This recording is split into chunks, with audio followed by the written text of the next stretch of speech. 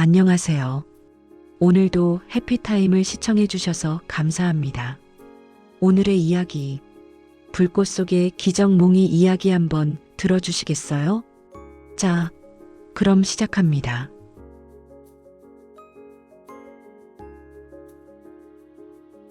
너무도 차가운 겨울이었다.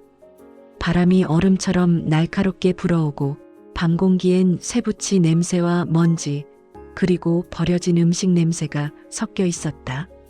도시 외곽, 골목 끝 어딘가 누런 골판지 박스가 덜컹거리며 구석에 밀려 있었다. 그 안에는 작고 젖은 강아지 한 마리가 있었다. 몸을 둥글게 말고 꼬리를 배 아래로 감춘 채 그 작은 생명은 아직 세상과 맞서 싸울 힘이 없었다. 한쪽 다리가 안으로 휘어져 있었다. 걸으면 균형이 맞지 않아 자꾸 한쪽으로 쓰러졌다. 하지만 그건 태어날 때부터 그랬다. 그 누구의 잘못도 아니었다. 첫 주인이 강아지를 데려갔을 때 사람들은 장애가 있는 강아지를 왜 데려가요? 라고 물었다.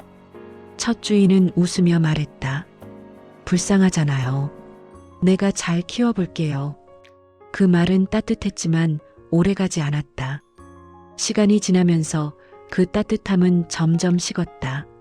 산책은 줄어들었고 쓰다듬는 손길은 사라졌다.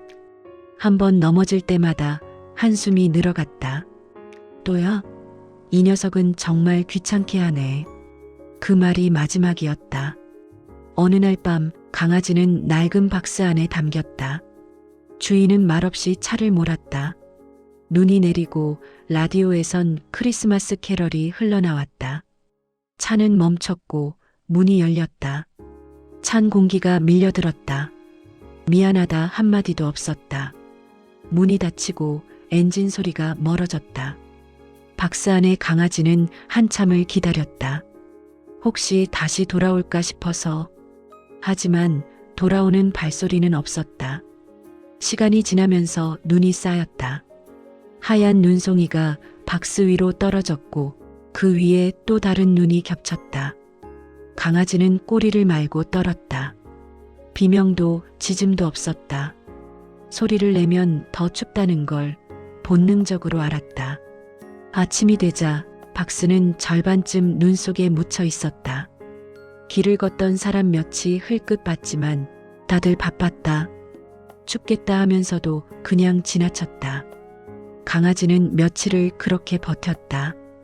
배는 비어 있었고 눈은 점점 흐릿해졌다.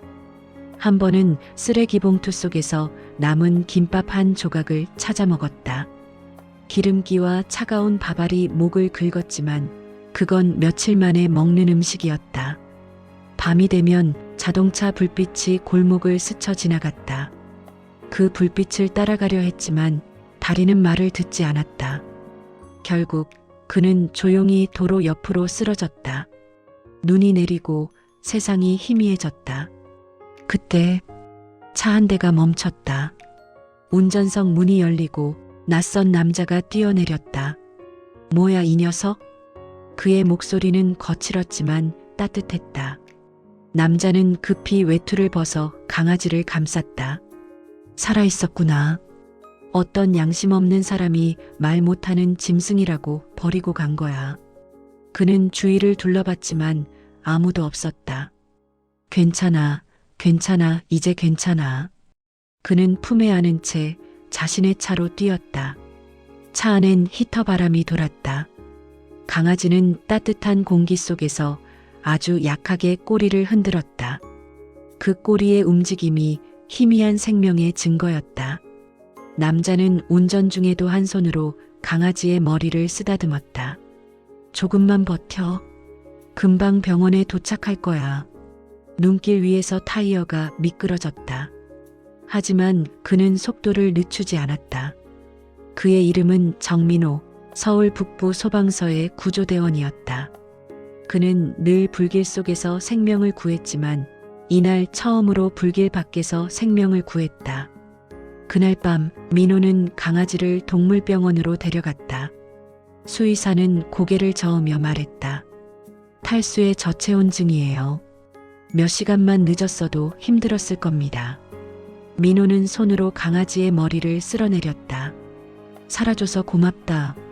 며칠 뒤 강아지는 눈을 떴다. 민호의 얼굴이 보였다. 그는 미소를 지었다. 이제 이름이 필요하겠지? 그는 잠시 고민하다 말했다. 봉이 어때? 복이 많을 복, 봉사할 봉. 이제 넌 다시 태어난 거야. 그날부터 강아지는 이름을 얻었다. 봉이. 그리고 그 이름은 훗날 수많은 사람들의 기억 속에서 기적이라는 단어와 함께 불리게 된다. 민호는 봉이를 품에 안고 말했다. 이제 내가 내 가족이야. 그 한마디에 봉이는 고개를 비스듬히 기울였다. 그 순간 그의 눈동자에 불빛이 깜빡였다. 살아남은 것이 아니라 살기로 한 순간이었다. 민호는 봉이의 상처를 소독하며 매일 속삭였다. 살아있는 건 버티는 게 아니야. 함께 있는 거야. 그 말은 봉이의 마음속 깊이 새겨졌다. 어느덧 봄이 찾아왔다. 소방서 마당의 벚나무 가지 끝에는 여린 새순이 돋았고 그 아래에서 봉이는 절뚝이며 걷고 있었다. 아직 다리는 완전히 낫지 않았지만 그 눈빛만큼은 봄 햇살처럼 또렷했다. 민호는 휘슬을 불었다. 짧고 낮은 소리와 손짓으로 봉이를 불렀다. 이리 와, 봉아. 봉이는 머뭇거리다 한 발을 내딛었다. 철퍼덕 지늘기 튀었고 다리가 살짝 미끄러졌다. 그러나 이번엔 넘어진 채로 있지 않았다. 봉이는 땅을 딛고 다시 일어났다. 그의 귀 옆으로 바람이 스쳤다. 그 바람 속엔 민호의 미소가 섞여 있었다. 처음엔 모두가 그들을 비웃었다. 다리 절뚝이는 강아지를 구조견으로 키운다고? 민호 형, 그냥 반려견으로 키우세요. 민호는 아무 대답도 하지 않았다. 그저 봉이의 머리를 쓰다듬으며 말했다. 우리 둘 중 누가 먼저 포기하나 해보자. 그날부터 봉이의 훈련이 시작됐다. 복종 훈련, 냄새 추적, 장애물 통과, 수색 모의. 매일 아침 새벽 공기가 아직 차가운 시간이었다. 봉이는 처음엔 명령을 잘 이해하지 못했다. 앉아 하면 반대로 꼬리를 흔들었고 멈춰 하면 뛰어나가 버리곤 했다. 그러나 이상하게도 민호의 목소리에는 화가 섞이지 않았다. 그는 늘 같은 말만 했다. 괜찮아. 내가 나보다 나을 때가 올 거야. 며칠 후 교관은 냄새 추적 훈련을 준비했다. 다른 개들은 다 찾았지만 얘는 어렵겠네요. 민호는 담담히 말했다. 그럼 오늘은 봉이의 날이 되겠네요. 작은 손수건 하나가 먼 곳에 숨겨졌다. 출발 신호가 울리자 봉이는 코를 킁킁거리며 움직였다. 먼지 냄새, 흙 냄새, 철근 냄새, 그리고 아주 희미한 비누향. 그는 그 냄새를 기억했다. 민호의 옷에서, 병원에서, 사람 손에서 맡았던 그 향기. 봉이는 비틀거리며 나무 더미 사이로 들어갔다. 3번 미끄러지고 4번째에 멈췄다. 그곳 작은 틈새를 코끝으로 긁었다. 거기엔 손수건이 있었다. 교관은 놀라며 말했다. 이 녀석 진짜 찾았네. 민호는 웃었다. 이 녀석은 몸이 아니라 마음으로 맡아요. 그날 이후 봉이는 소방서 사람들에게 작은 영웅이라 불리기 시작했다. 누군가는 커피를 마시며 말했다. 다리도 불편한데 의지만큼은 대단하네. 다른 대원이 덧붙였다. 우리보다 나아. 저 눈빛 봐. 그 말이 사실이었다. 봉이의 눈빛은 불길 속에서도 흔들리지 않을 것 같았다. 여름이 되자 훈련의 강도는 더 높아졌다. 이젠 물가 훈련이었다. 비가 내리던 날 물살은 새고 바닥은 미끄러웠다. 민호는 물가 앞에 서서 말했다. 할 수 있겠어? 봉이는 코를 킁킁거리고는 곧장 물속으로 뛰어들었다. 찬물에 몸이 젖고 다리가 흔들렸지만 그는 방향을 잃지 않았다. 한순간 물살이 그를 휩쓸었다. 민호가 놀라 뛰어들었다. 봉아. 그는 봉이를 붙잡고 품에 안았다.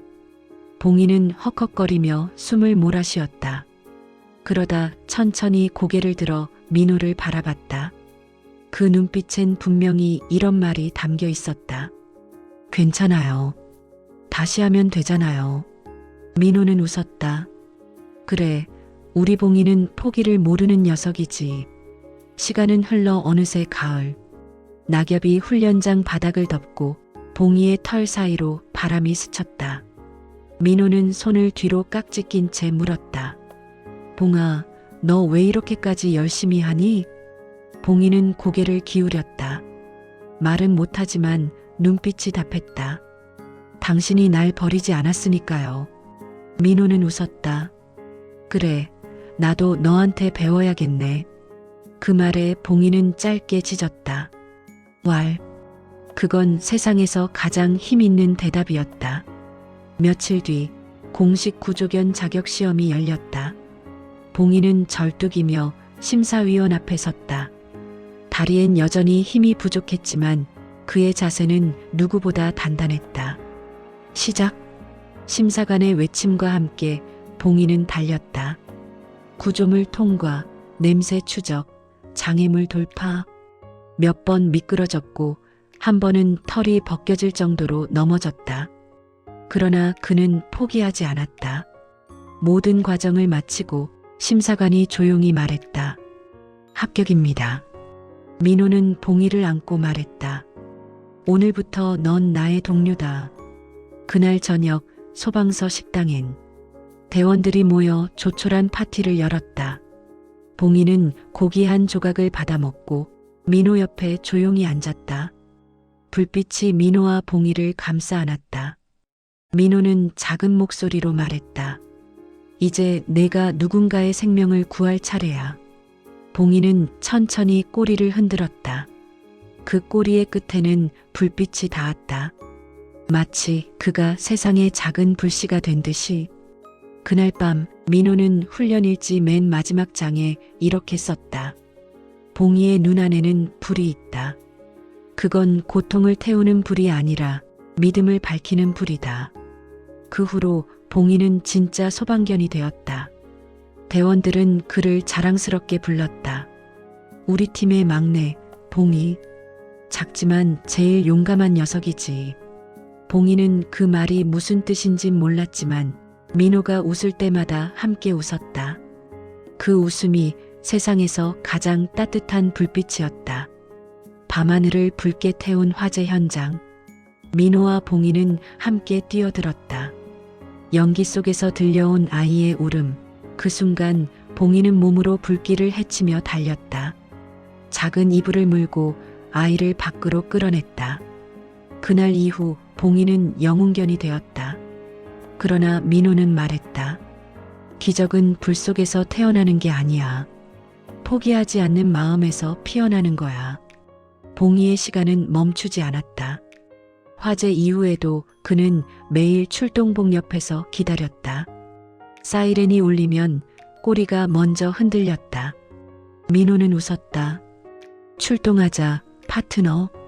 7월의 밤, 폭우가 쏟아졌다. 하천이 범람하고 물살이 빠르게 불어났다. 한 여성이 다리를 건너다 휩쓸려 사라졌다는 신고. 민호는 소방차 문을 열며 말했다. 오늘은 물이 문제야. 할 수 있겠어? 봉이는 대답 대신 푸드득 몸을 털었다. 물가에 도착하자 모든 게 시커먼 물이었다. 손전등 불빛이 흙탕물 위에서 반짝였다. 민호가 외쳤다. 냄새 맡아, 봉아.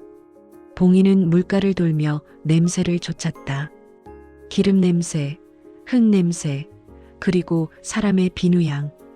그는 물속으로 뛰어들었다. 한쪽 다리가 휘청거렸지만 포기하지 않았다. 민호가 줄을 잡았다. 봉아, 조금만 더. 잠시 후 봉이가 입에 뭔가를 물고 올라왔다. 물 위에 떠있던 여자의 옷자락이었다. 그녀는 기적처럼 살아있었다. 그날 밤 민호는 조용히 봉이의 머리를 쓰다듬었다. 내 덕분에 또 한 생명이 숨을 쉬게 됐어. 지진이 마을을 덮쳤다. 건물은 무너지고 잔해 속엔 사람들의 목소리가 들리지 않았다.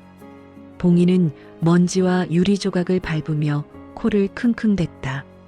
피, 흙, 시멘트, 쇠 냄새, 그리고 아주 희미하게 남은 사람의 체온 냄새. 민호가 속삭였다. 잘 찾아봐, 봉아. 누군가 기다리고 있어. 봉이는 천천히 잔해 사이를 파고들었다. 그의 다리는 피로 얼룩졌지만 눈빛은 단단했다. 그가 코끝으로 가리킨 지점에서 사람의 손끝이 드러났다. 여기요. 여기 사람 있어요. 사람들이 몰려왔다. 삽질 소리, 울음, 그리고 살아있는 사람의 신음이 들렸다. 민호는 봉이에게 말했다. 넌 냄새가 아니라 희망을 찾는 녀석이야.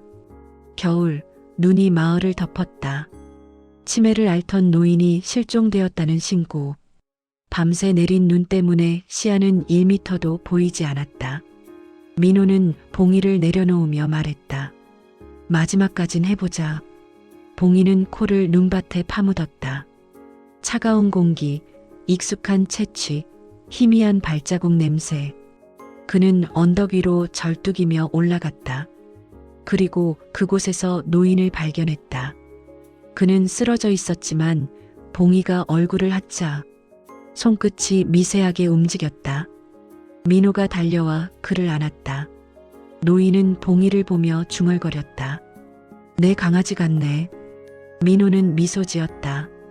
이 녀석도 누군가의 가족이죠. 그날 이후 봉이는 마을의 상징이 되었다. 학교 벽화에도 아이들의 교과서에도 용감한 소방견 봉이가 그려졌다. 세월은 흘러갔다. 봉이의 털에는 흰빛이 섞이고 다리는 점점 더 절었다. 그러나 매일 아침 민호의 구두 소리가 들리면 그는 여전히 문 앞에 앉았다. 민호가 말했다. 넌 아직도 출근 준비하냐? 봉이는 꼬리를 흔들었다. 당연하죠. 민호는 책상 위에 놓인 오래된 훈련용 휘슬을 꺼냈다. 이 소리 기억하지? 봉이는 귀를 쫑긋 세웠다. 그 소리에 반응하는 몸이 아직도 그를 소방견으로 만들었다. 시간이 흘러 소방서에 새 강아지들이 들어왔다. 봉이는 그들을 바라보았다. 젊고 빠르고 두려움이 없었다. 민호는 웃으며 말했다. 이제 내 후배들이야. 봉이는 조용히 그 곁에 누웠다. 괜찮아요, 아빠. 전 자랑스러워요. 어느 날 밤 민호는 잠 못 이루었다. 그는 창가에 앉아 봉이를 바라봤다. 봉이는 그의 옆에서 조용히 숨을 고르고 있었다. 민호가 속삭였다. 나도 가끔 불이 무서워. 그럴 때마다 널 생각해. 불보다 뜨거운 마음을 가진 봉이가 있었으니까. 그 말에 봉이는 천천히 고개를 민호의 무릎에 기댔다. 그리고 그 자세로 잠이 들었다. 그 뒤로 봉이는 수많은 현장을 뛰었다. 폭우로 잠긴 하천, 봉이는 진흙 속에서 사람을 찾아냈다. 여기요. 민호가 외쳤다. 봉이가 짖었다. 지진 붕괴 현장, 냄새를 좇다 먼지 속에서 손가락을 찾았다. 그 손은 아직 따뜻했다. 눈이 내린 날, 길 잃은 노인을 발견했을 때 봉이는 노인의 손등에 코를 댔다. 그 손이 미세하게 움직였다. 사람들은 말했다. 그 강아지는 인간보다 마음이 따뜻해요. 시간은 강아지에게도 잔인했다. 하얗게 물든 털, 느려진 걸음.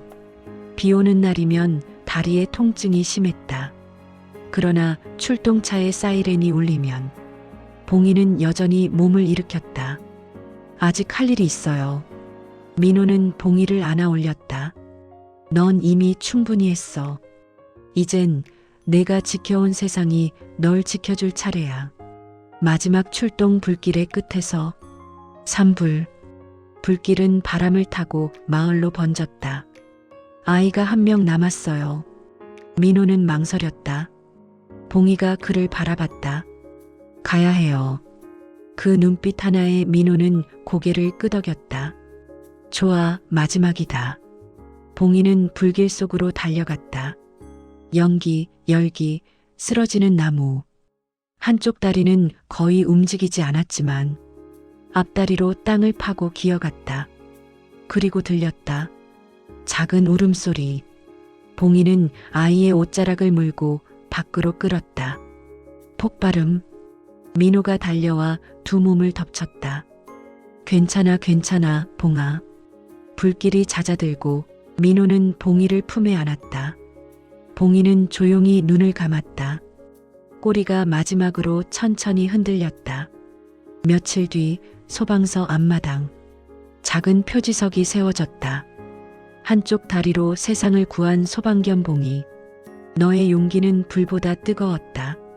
봄이 오면 나무 아래에 꽃이 피었고 비가 오면 잎사귀마다 물방울이 매달렸다. 그 나무 아래엔 늘 민호가 있었다. 고맙다, 봉아.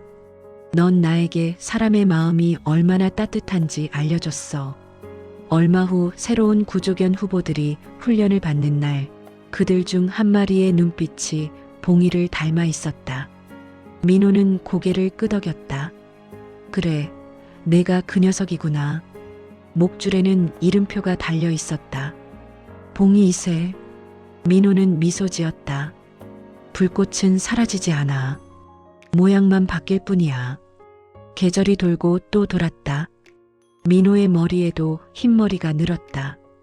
그는 여전히 출동 전에 소방서 앞 나무 아래서 고개를 숙였다. 오늘도 부탁해, 봉아. 바람이 불었다. 그 바람 속에서 아주 작은 소리가 들렸다. 왈. 불빛이 흔들렸다.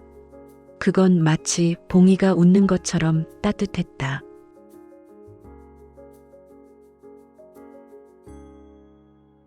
시청해 주셔서 감사합니다. 행복한 하루 되세요.